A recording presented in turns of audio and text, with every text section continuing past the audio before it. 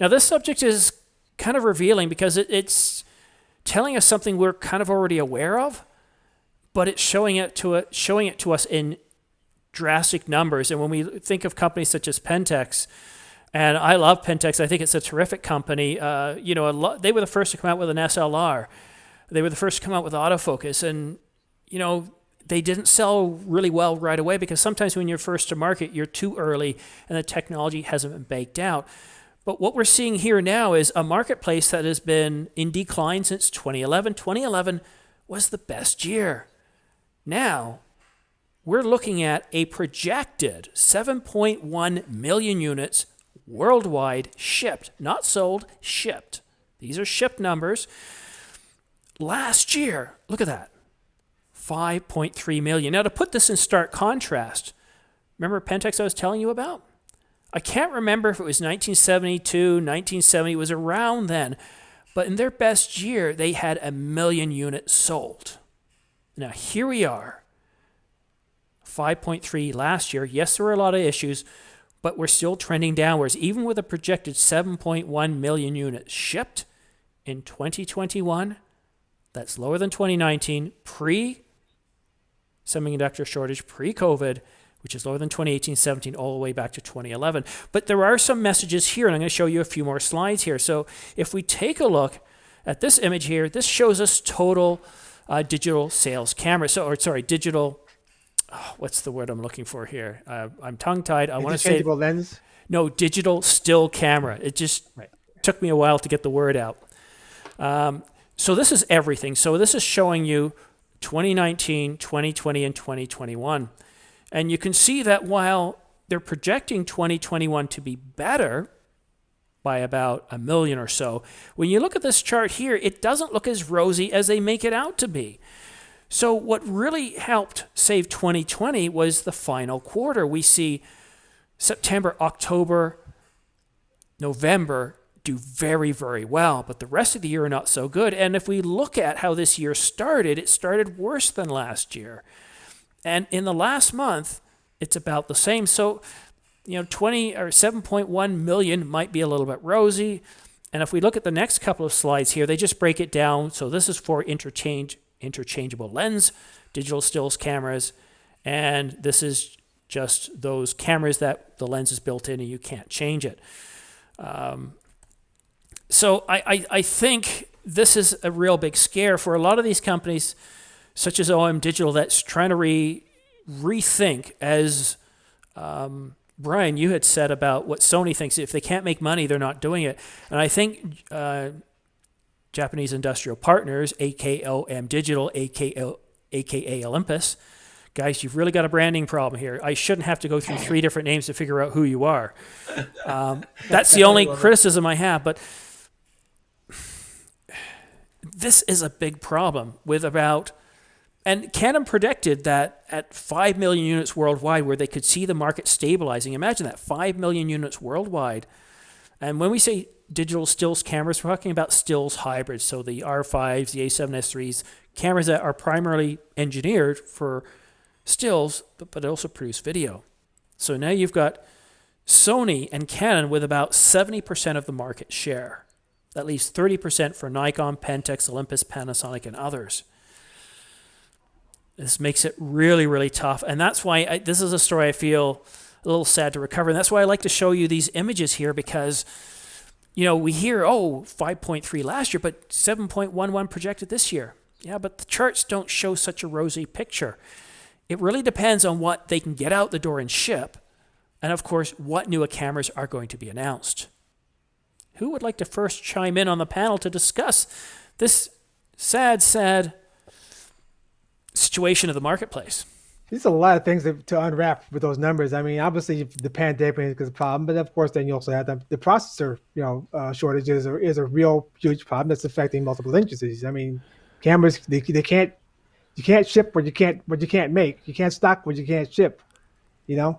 So that's a big problem. And of course, you have obviously the smartphones are increasingly taking over the market. And in terms of the interchangeable lens market, is pretty much coming down to Sony and Canon and everybody else. And everybody else is getting a smaller and smaller piece of the pie all the time. If if I'm a stockholder of Nikon or whatever, I'm very worried right now. So there's a lot of things going on with that.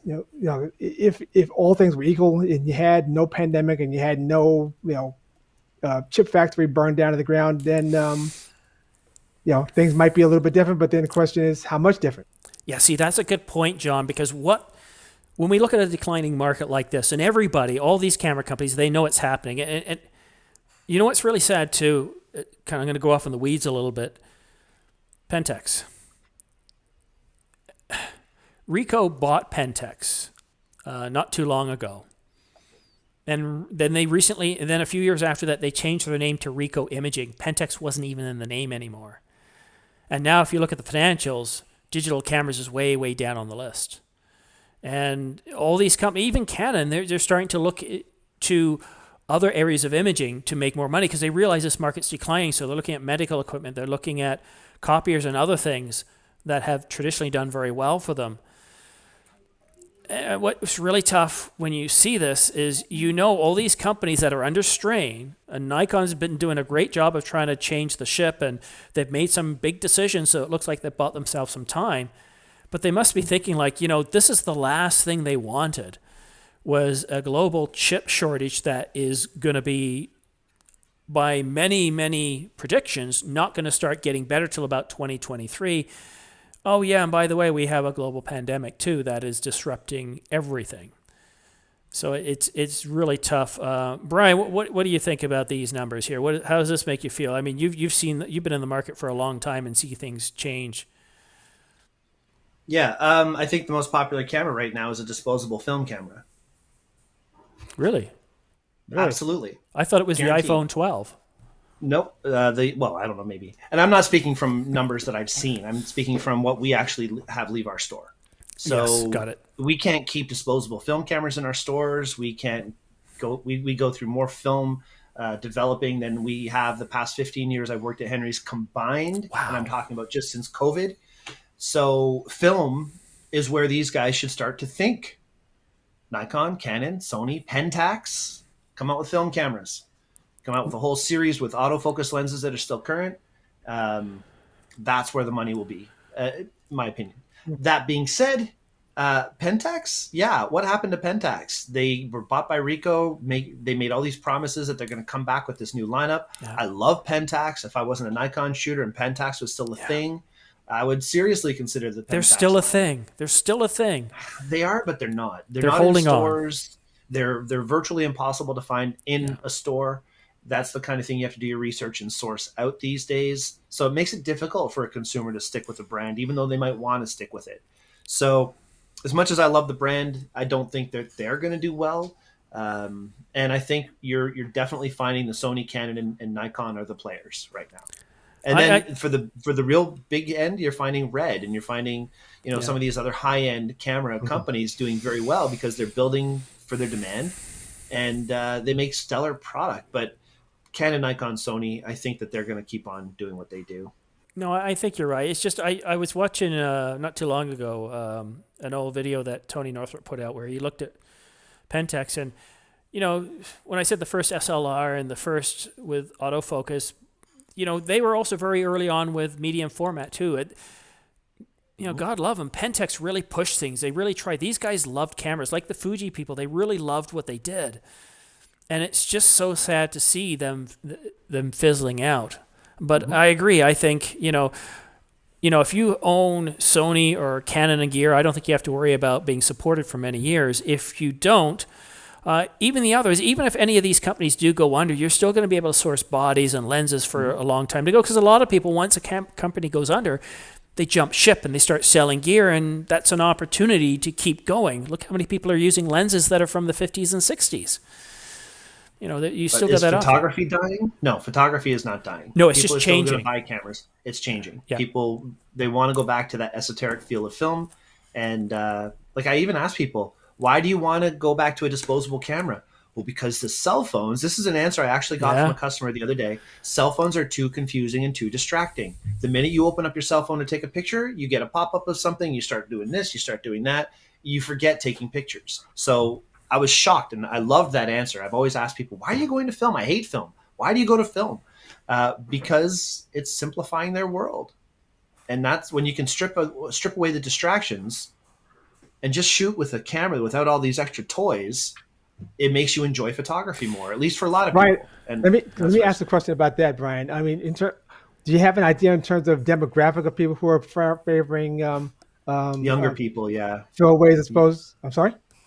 a lot of younger people. The younger Really? generation is all going to the film. Yeah, Wow. it's crazy. It blows my mind, and it's been going on literally since we've opened up after we had the lockdown the first time last March. Since we reopened last June, not this past, but the year before, film has been going nuts. We can't keep it in the store. It's either stuff for streaming, working from home, or film. And of course, I mean, the Sonys, Canons, and Nikons, they're all going to sell well. You got a user that needs that stuff. But the younger generation and a lot of the older people cleaned out their crawl spaces, found a lot of film. Next thing you know, they're like, hey, I should try this again. And film is getting huge.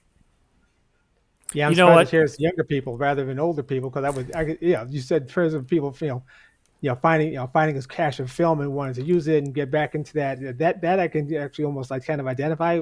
In terms of younger people, I'm wondering if it's a little bit of a nostalgia for that which they don't even remember. And how long will that absolutely, last? absolutely, that's what it is. I agree. And it's funny because I don't know if this is going to focus, but the expiry date on this film is Mhm. from before 90% of the people buying film today. Hold that up again. I'm going to make you go solo so people can see that. I don't know if it's even upside down or what. No, it's 0467, or is it, or 87? 87. 87. Yeah. Wow. So this film expired before 90% of the film users today were even born. And that blows my mind. Brian, we just finally got Canon to go into mirrorless, so I don't know. Well, Nikon still makes a film camera. They still make a brand new film camera. It sells for about $4,000. Wow. It's a pro film camera. They're the only company I know of that still makes a film camera. And please, whoever's watching, correct me if I'm wrong. I'm more than happy being wrong about stuff. Yeah, we're live on the internet, so we do expect the internet to spank us if we get something wrong. I think what's interesting is just that, and I love the observation, especially from you, Brian, seeing it from a retail perspective. But I look at it as like this was sort of a trajectory. If you looked at how camera manufacturers going, this was sort of how everything was going in terms of just cameras were not selling as much as before. I think it's just it's very interesting that you said that, Brian, about the younger people coming to film, and I find that very curious. But I also think it kind of makes sense because, especially being a year with just sort of a lot of people being locked, being on lockdown, being in one place, for like since the development of smartphones, we've sort of experienced the world through this little thing so far. But now it's like seeing that we've sort of been being through isolation. I guess my I could be totally wrong. I think a lot of people are sort of now looking like, man, there was a year of experiences that has been gone. Let me actually start now enjoying these experiences again instead of just looking everything through, this piece of technology. Yeah. And to me, that's kind of a beautiful thing that through all of this has come about, is that we're sort of now not just living through our phones anymore. We're now also living to just experience life again, just wanting to be able to just capture those moments, not just on the photo so we can just put it on the gram so we can flex about how great our life is, even though we all know it's BS because you've just been in lockdown for 12 months. So in a weird way, it's kind of a wonderful thing that we're now seeing people wanting to just go out and live again. If you like this video, well, stay tuned. I've got more of them coming. But keep in mind, this is a pre-recorded segment from my weekly camera news live show, which is every Friday between 8 o'clock and 10 o'clock Eastern Standard Time. And if you like covering the news and if you would like to collaborate, well, then join me live Friday nights where you can ask questions and interact with the panelists. And panelists cover a range of the camera industry. We have photo experts and video experts. We have camera news or industry insiders. And once in a while, I have some guests from other channels such as Jordan Drake or Dan Watson. But again, thank you so much for watching The Ordinary Filmmaker. Please don't forget to punch that like and subscribe button, as it really does help my channel grow. We'll see you again soon.